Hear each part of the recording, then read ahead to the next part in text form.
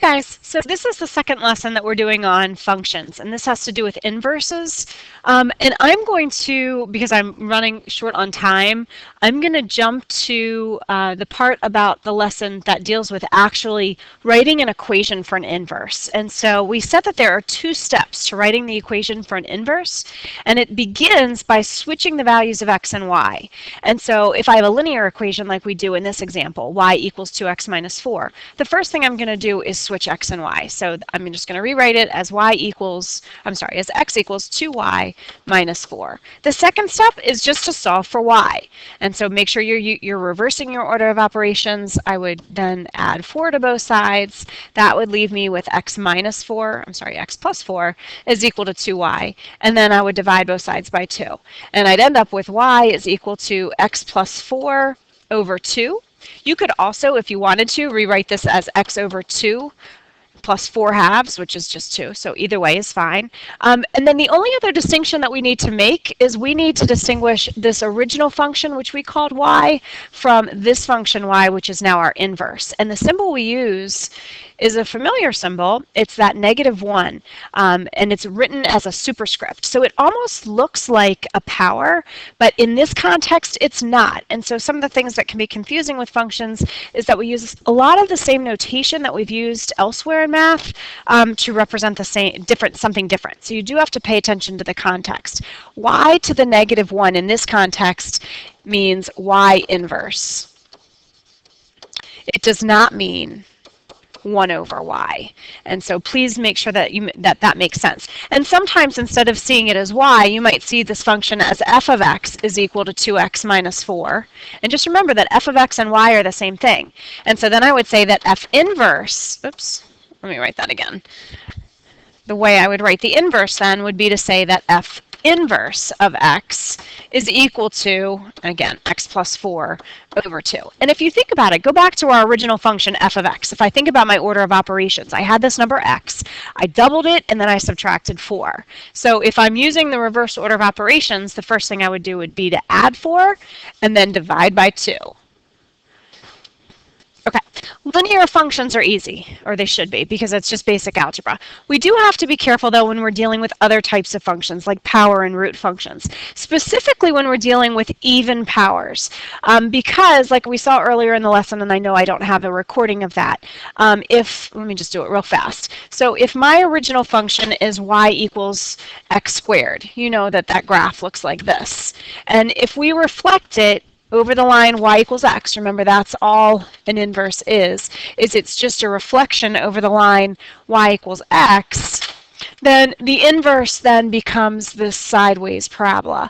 And in that case, my inverse would not be a function.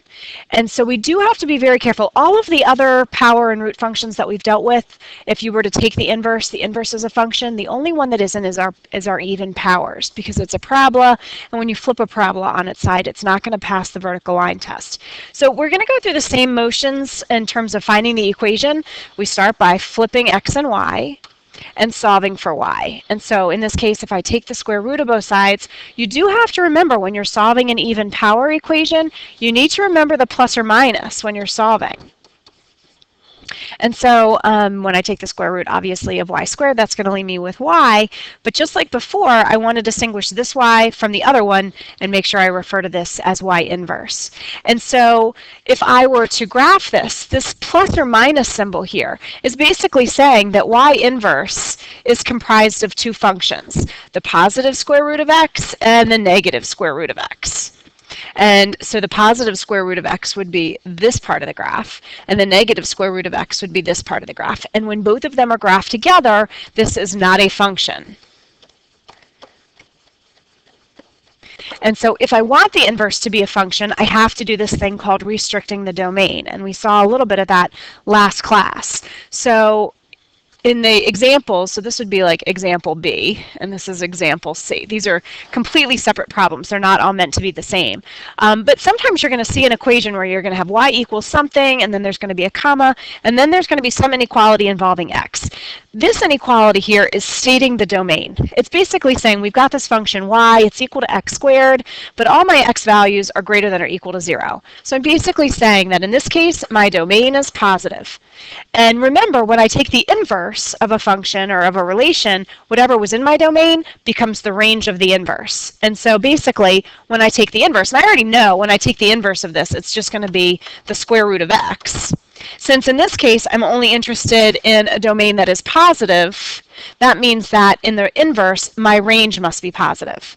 And so if I restrict the domain in this way, then when I take the inverse, I'm only dealing with the positive root of x. But I could also restrict the domain like I do in part C, where I'm saying that the domain consists of all values of x that are negative. And so this time when I'm looking at my inverse function, it's still going to be the square root of x, but in this case, I would want to only look at the negative side. And so I'd only be looking at the bottom half of that graph. So the only time you really have to be careful is when you're dealing with even powers. If the domain is not restricted, then when you take the square root or the fourth root or the sixth root of both sides, you're going to have a plus or minus symbol, and that's going to be an indication that your inverse is not a function. If you're dealing with an even power and there's a restriction on the domain, follow the restriction. If I'm dealing with values of x that are positive, then I'm dealing with a positive root. If I'm dealing with values of x that are negative, I only want the negative root. And in that case, both of these are functions because I've restricted the domain to make that happen. With all the other functions, there's really nothing to worry about. So for example, with an odd power, if I switch x and y, and I try to take the cube root of both sides, I don't have anything to worry about. When I take the cube root, I don't have to change the signs. I don't have to worry about anything not being defined. It's simply going to be the cube root of x. So you really only have to worry about those even powers. So let's take a look at some examples. In number 7, I'm going to switch x and y. And then I'm going to reverse my order of operations so that I can solve for y. And in this case, I'm going to undo the dividing by 2 first. By multiplying both sides by 2, I get that 2x is equal to y minus 7. And then if I add 7 to both sides, I get that y inverse is equal to 2x plus 7. And in this case, this ends up being linear, so I know it's a function. In number 8, now notice here, I've got an even power. My domain has not been restricted, so when I take the inverse, I'm going to have to remember the plus or minus symbol, and my inverse will not be a function.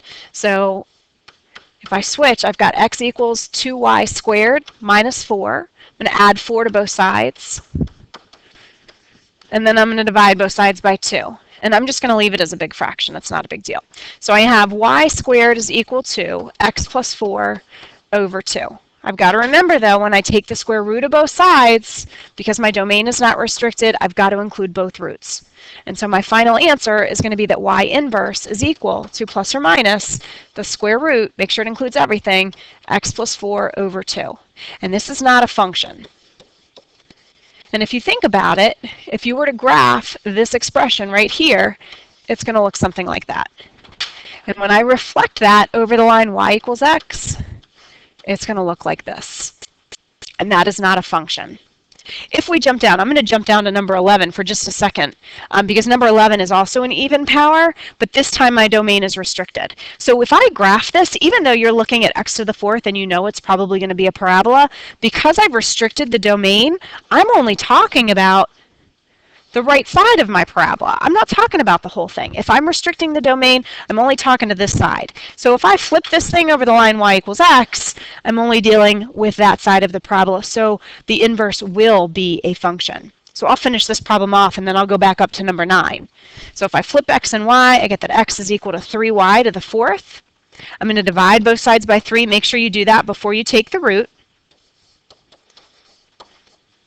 And now to undo that 4th power, I'm going to take the 4th root of both sides. And the 4ths are going to cancel, but remember, I said that my all my x's have to be greater than 0, so that when I take the root here, all my y's now, because this is the inverse, will have to be greater than 0. So I'm only interested in the positive 4th root of x over 3, and this is a function. All the other ones, notice, are not even powers, so I don't have to worry about any restrictions. So in number 9, if I just flip it, the first thing I'll do is add 2. So I have x plus 2 is equal to 1/2 y to the 3rd. And I can either divide both sides by 1/2 or simply multiply both sides by 2. Just remember, when I do that, I have to distribute the 2 to every term. The 1/2 and the 2 are going to cancel over here, so I'm going to have 2x plus 4. Don't forget to distribute. And that's going to equal y cubed. If I take the cube root of both sides, since it's an odd power, I have nothing to worry about. I don't have to change anything. I don't have to make any adjustments. Y inverse is simply going to be the cube root of 2x plus 4. And you can graph it on your calculator and you'll find that this is indeed a function. Remember, a cube root function is a sideways s. It's going to pass the vertical line test, so it is a function. Number 10, even though this is an even root, it's okay. If I were to graph the square root of x plus 3, it's going to look like this. And when I reflect it over the line y equals x, it's going to look like that. In both cases, they are functions. So if I flip my x and y, the first thing I need to do if I want to solve for y is square both sides. And so I have x squared is equal to y plus 3. And then if I subtract 3 from both sides, I get that x squared minus 3 is equal to y inverse. And number 12, if I flip x and y, the way to get rid, or the way to undo a 1/5 power is to raise both sides to the reciprocal, which is just the 5th power. And so those are going to cancel, and you're going to be left with x to the 5th is equal to y minus 1. If I add 1 to both sides, I have x to the 5th plus 1 is equal to y inverse, and this is a function. Okay, just like this was. The last thing I want to show you is how to verify if two functions are inverses of each other. And we can do that using function composition, because an inverse is basically just a reverse. So for example, addition and subtraction are inverses of each other. They undo each other. So two functions are inverses of each other if they undo each other, and the result is simply x. And so we can show this with function composition. And so, for example, if I have a function f of x, which is equal to negative 3x plus 6, and I have a function g of x, which is equal to negative 1/3 x plus 2, if I want to show that they're inverses of each other, I'm going to have to show that both f of g of x and g of f of x reduce to x. And in these cases, you must show every step because you're asked to verify. So it's almost like proving in geometry. So if I want to do f of g of x, remember, I'm going to start with the pattern of f, and in this case it's negative 3 times something plus 6. And I'm replacing that something with my other function g of x. And again, you must show every step if you're verifying something. So that means I'm going to follow my order of operations and distribute that 3. Negative 3 times negative 1/3 x is just x. Negative 3 times 2 is going to give me a negative 6. Sorry, that's a negative. And then I've also got a plus 6. Notice that my 6's cancel, and I'm left with x. So I know that g undoes f. I just want to see if it's the other way around. So when I do g of f of x, I'm starting with a pattern of g now, which is negative 1/3 times something plus 2. And that something, I'm going to put in my f of x function, which is negative 3x plus 6. We're going to follow the order of operations. Make sure you don't skip any steps. When I distribute negative 1/3 times negative 3x, the 1/3s cancel, and I'm just left with x. Negative 1/3 times 6 leaves me with a negative 2, and then I'm also going to bring down my positive 2. Obviously, the 2's cancel, and we're left with x. Since both functions undo each other, I know they are inverses of each other. So here are some examples of some nonlinear. I'm going to jump down to number 14. Notice in number 14, we're dealing with f of x, which is an even power, and I'm dealing with a restriction on the domain. It's fine. You don't have to worry about it. Notice that if x is positive, then when I'm looking at the inverse would have to be positive. So I'm only looking at the positive root of 3x. There's this, you don't have to include this in your problem. It's not going to really affect the work that you need to do. So the first thing we want to do is f of g of x, which means I'm going to follow the pattern of f, which is 1/3 times something squared. That something squared is now the square root of 3x. When I square the square root, I'm ultimately going to have 1/3 times 3x. The 1/3 and the 3 are going to cancel, and I'm going to be left with x. I also have to show the other way. And so if I follow the pattern of g, it's the square root of 3 times something. That something is 1/3 x squared. Follow your order of operations. Do what's inside first. I'm going to multiply the 3 times the 1/3, and I'm going to have the square root of x squared. Now those cancel, and I'm left with x. You must show every step if you're verifying. You can't skip any steps. You can't do anything in your head. You have to show every step. I know I went through this quickly, and I apologize. If you're still confused, please come in on Monday for Bulldog Block, and I'll go over this with you. Have a great weekend.